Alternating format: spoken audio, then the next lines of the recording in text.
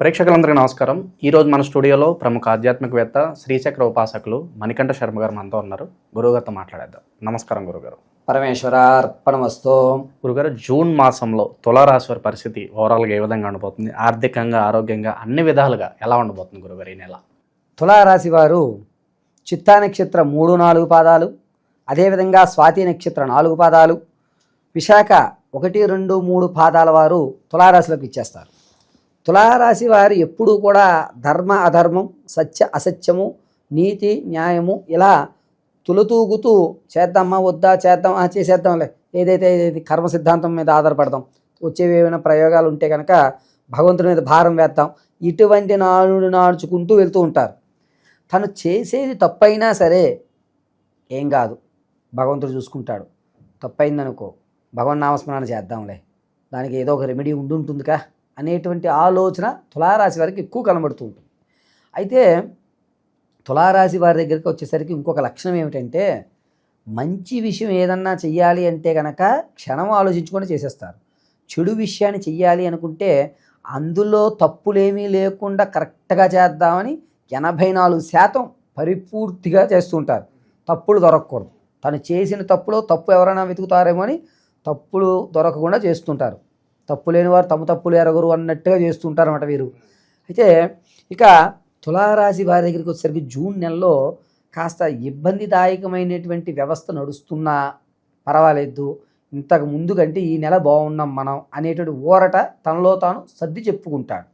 ఎప్పటి నుంచో ఆరోగ్యపరమైన సమస్య ఉంటుంది చూశారు, దానికి పరిష్కారాలు దొరుకుతాయి. ఎంతమంది డాక్టర్ల దగ్గర మీరు చూపించని ఏ డాక్టరు లేడు, కానీ ఈయన దగ్గర దొరికింది, మనకి సమస్య పరిష్కారం దొరికింది అనే ఒక ఊరట అయితే లభిస్తుంది ఆరోగ్యపరంగా. రెండోది, స్త్రీలు, గర్భిణీ స్త్రీలు ఎవరైతే ఉన్నారో వారు ఉమ్మనీరు విషయంలో కొంచెం జాగ్రత్త వహించాలి. వివాహం కావాలనుకున్నటువంటి వారికి మంచి అవకాశాలు ఏర్పడేటువంటి నెల జూన్ నెలగా చెప్పచ్చు. ఇంతకు ముందు చేసిన యజ్ఞయాగ ఫలితాలు ఏవైతే ఉన్నాయో వాటి ఫలాలు అందుకుంటారు. అంటే ఈ వివాహం కావాలని సుబ్రహ్మణ్య స్వామికి, రాహుకేతువులకి ఎవరైతే పూజలు గావిస్తారో ఆ పూజా ఫలితాన్ని ఇప్పుడు పరిపూర్తిగా వీరు అందుకుంటారు. విద్యార్థులకి మంచి ఫలితాలు వస్తాయి. నా కష్టానికి తగ్గ ఫలితం నేను అందుకున్నాను, నాకు సరిపోతుంది, నా టార్గెట్ 80 వచ్చాయి, నేను ఎక్కువ ఆశపడలేదు, తక్కువ వస్తాయి నేను అనుకోలేదు, కరెక్ట్గా తన యొక్క నిర్ణయం ఖచ్చితంగా ఉంటుంది జూన్ అంతా కూడా. ఇక ఎవరైతే సినీ రంగంలో ఉంటారో వారి యొక్క గుర్తింపు లభిస్తుంది. ఓకే, మనవాడు కూడా అందరికంటే కొంచెం భిన్నంగా ఆలోచిస్తున్నాడు, వీడిని కూడా మన గ్రూప్లో పెట్టుకొని ఉన్నతమైన గ్రూప్లో ఇతన్ని తీసుకోవడం జరుగుతుంది. సినీ రంగంలో సాంఘికంగా, అదేవిధంగా సాంస్కృతిక కార్యక్రమాల్లో ఎవరైతే పాల్గొంటుంటారో వారికి మంచి గుర్తింపులు, అవార్డులు వచ్చేటువంటి అవకాశం ఏర్పడుతుంది. విదేశం వెళ్దాం అనుకున్న వారు, విదేశాల్లో కాస్త ఇబ్బందులు పడుతున్న వారికి మంచి ఊరట కలుగుతుంది. ఊరట కలగడంతో పాటుగా తమ అనుకున్నటువంటి పరిస్థితుల నుంచి గట్టెక్కుతారు. ఇక ఎవరైతే భూ సంబంధిత వ్యవస్థలు కానీ, రైతులు పంటలు పండించుకునేవారు కానీ, అదేవిధంగా రియల్ ఎస్టేట్లో ఉన్నవారు కానీ, స్టాక్ మార్కెట్లో పెట్టుకున్నవారు కానీ ఎవరన్నా సరే మీకు మిశ్రమైన ఫలితాలు ఏర్పడి పర్వాలేదు, నేను ఏదన్నా చేయగలుగుతాను, నేను చేయగలం అనేటువంటిది ప్రారంభమైంది, నాకు శుభసూచికాలు వస్తున్నాయి అని ఒక నమ్మకం అనేటువంటిది ఏర్పడుతుంది. అయితే భార్యాభర్తల మధ్య ఎవరైతే ఇబ్బందులు పడుతున్నారో వారు తమ యొక్క సమస్య ఎప్పటి నుంచో జరుగుతోంది కదా, ఇవాళ కొత్త ఏమిట్లే అని దాన్ని ఎటూ తేల్చరు. అలాగని చెప్పి పరిష్కారానికి ఆలోచించరు, అలాగే వదిలేస్తారు. ఇంకా ఎవరికైతే ఆకస్మిక ధనం కానీ, లేకపోతే తాత ముత్తాతల నుంచి వచ్చేటువంటి ధనం ఏదైతే ఉందో అది లభిస్తుంది.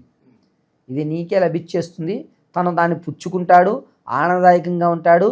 ఎప్పటి నుంచో రావాలనుకున్న ధనం వచ్చింది కాబట్టి ఒక స్థాయి అనేటువంటిది మారుతుంది. తులారాశి వారు ఉన్నతమైనటువంటి ఆలోచనలు కలుగుతూ, మీ మాటకి విలువ పెరుగుతూ, ఇతని దగ్గరికి వెళ్తే మన సమస్యకి పరిష్కారం అవుతుంది అనేటువంటి వ్యవస్థనైతే ఖచ్చితంగా ఈ నెలలో చూస్తూ ఉంటారు.